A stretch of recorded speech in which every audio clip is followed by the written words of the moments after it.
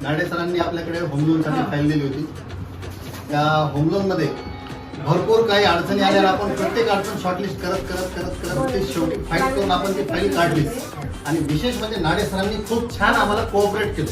सर्वात महत्त्वाचं, कारण कस्टमरने तेवढंच कोऑपरेट करणं गरजेचं असतं. कारण काही एका हाताने टाळी वाजू शकत नाही. आणि शेवटी कागदपत्र पण असतात, पण काही रिलेशन पण असतात. रिलेशनमध्ये आपण फाईल त्यांची काढली आणि फायनली सरांचा चेक प्रिंट होऊन माझ्याकडे आलेला आहे. आणि आज तो मी जस्ट फॉर लोन सर्व्हिसेस तर्फे त्यांना आपला चेक हँडओव्हर करतोय.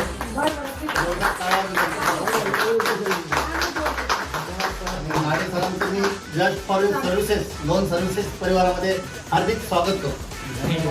आम्हाला असे रेफरन्स द्या. तर दोन शब्द तुम्हाला काय बोलता येईल बोला आमच्या सर्व्हिस बद्दल. सर, मला तुमची सर्व्हिस खूप चांगली आवडलेली आहे.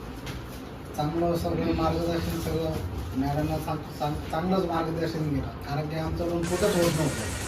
भरपूर बँकेमध्ये मी जाऊन आलो, कुठं लोन होत नव्हतं. आम्हाला काही ना काही अडचणी येत होत्या. मग मी मॅडमला फोन केला. मॅडम म्हणलं, मॅडम माझं असं असं लोन आहे, होईल का? मॅडम म्हणे एकदा तर तुम्ही ऑफिसला येऊन भेट द्या म्हणे. ज्यावेळेस मी आलो, मॅडमला डॉक्युमेंट दिले. मॅडम म्हणे हे लोन 100% होईल म्हणे. फक्त तुम्ही प्रोसिजरमध्ये चांगलं व्यवस्थित करा म्हणे. आम्हाला मार्गदर्शन लोन व्यवस्थित होईल म्हणे.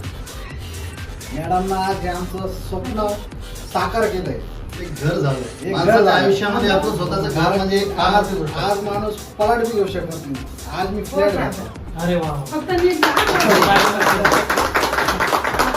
मॅडमचं असं सहकार्य आहे. जे पुढे मॅडम होत्या त्यालाच कडक होत्या.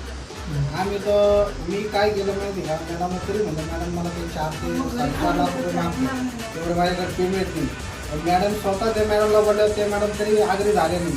शेवटी मॅडमला मला राय दिली, काही करून कोणती कोण करून तेवढं लोन तुम्ही द्या मॅडमला, थोडंच करा, ते फाईल घेऊन आपल्याकडे करा. चांगलंच मॅडमला सहकार्य मी खूप पैसे करून ते न्यू करून टाकलं. तिकडलं लोन क्लोज करून आपलं हे केलं. फायनली झालं.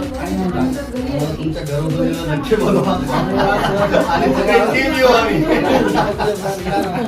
बोलू तुम्हाला.